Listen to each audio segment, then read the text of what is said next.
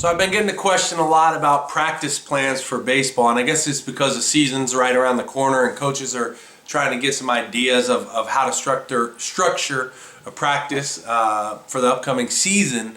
And I guess it really depends on the age of the players you're coaching, as well as how much time you have to schedule. For some younger players, I'm sure you're going to be staying under the 2-hour limit, and a lot of you guys have field restrictions anyway. So you're going to have to figure out something for that age group.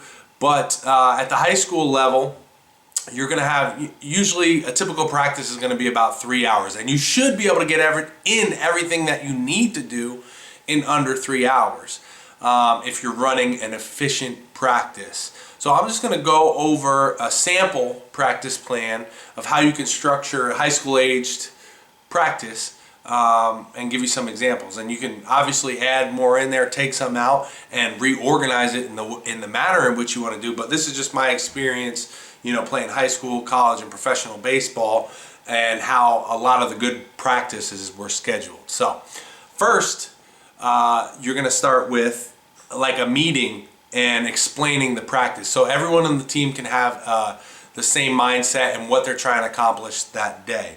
So that's only going to take about 5 minutes. Then you want to warm up and stretch and get your throwing in. So all this, with a dynamic stretch and a good warm up and getting your throwing in, your long tossing, or whatever your throwing program has for that day, is going to take about 20 minutes. Next, what we would do is break down into individual work. So the pitchers would go do their thing, infielders go do their thing, outfielders do their thing, and catchers doing their thing. Catchers could work on blocking or receiving, whatever the individual work held for them that day. You can implement many different things. Pitchers could be doing pickoffs or doing their PFPs at that time.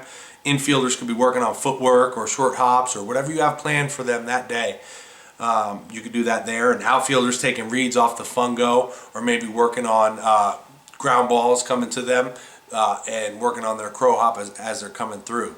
So the individual work part of the practice plan should be about 30 minutes. Then from there, we're going to break it down and go into a team defense. Now you can do many different things for team defense. Some of them include, and you can switch these up every other practice or however you want to structure it, but here's just some ideas. You could take infield, outfield one time. You could do pop-up priorities, cutoffs, work on cutoffs up in the middle where everyone's supposed to be in different situations. Work on your bunt defenses and how you're going to call them, relay them in, and then perform them on the field as a team. You could do 14 outs where you're having coach hit the ball to different positions and just play the situation as is. And if you get it correct, then you get a point, you get an out for it. And when you get to 14 without any mistakes, then you're done there. Usually you structure team defense for about 30 minutes as well. And then from there, you're going to go into batting practice. Now, if you got a team of about 20 guys, you could break it down into 4 groups of 5 guys. And what you're going to do in these 4 different groups is, one group is going to be taking balls at their position. So wherever they're at in the field, they could be taking ground balls, fly balls, whatever it is. The next group is going to be hitting in the cage. So getting ready, getting warmed up to go hit on the field. Group 3 can be hitting on the field, live BP, taking swings. Usually you can go 2 or 3 rounds of 8 pitches. You get some bunts in. You get some, get them on, get them over, get them in, do some hit and runs, and then do a base hit round. However you want to structure that, but usually 2 or 3 rounds of 8 or so pitches per guy. And then the last group is going to be running bases. So after you hit live on the field, you'll, get on each base and read the balls hit off the batter's bat and run on the base path as if you were reacting to that hit.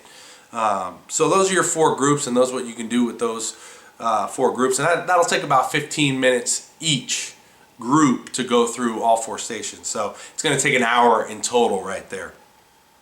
And then at the end of practice, you're going to have to get your conditioning in so you can all come together as a team. Sometimes the pitchers will get their conditioning done in their individual work, whatever they have. Maybe they have bullpens that day. But whatever it is, you can get together as a team at the end and get some conditioning in. And then, of course, you want to break it down, talk about how the practice went, how you're going to go the rest of the week, what your plans and goals are as a team for the rest of the week.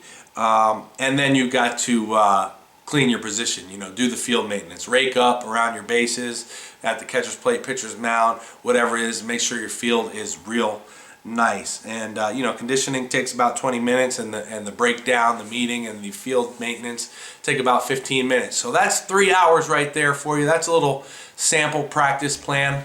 I hope that answers your questions for you guys who were asking about practice plans for baseball. And let me know if you have any other questions specifically about this. And I'd love to help you guys. All right, talk to you soon. Bye. If you found this video helpful, please subscribe and then join the free newsletter at yougoprobaseball.com.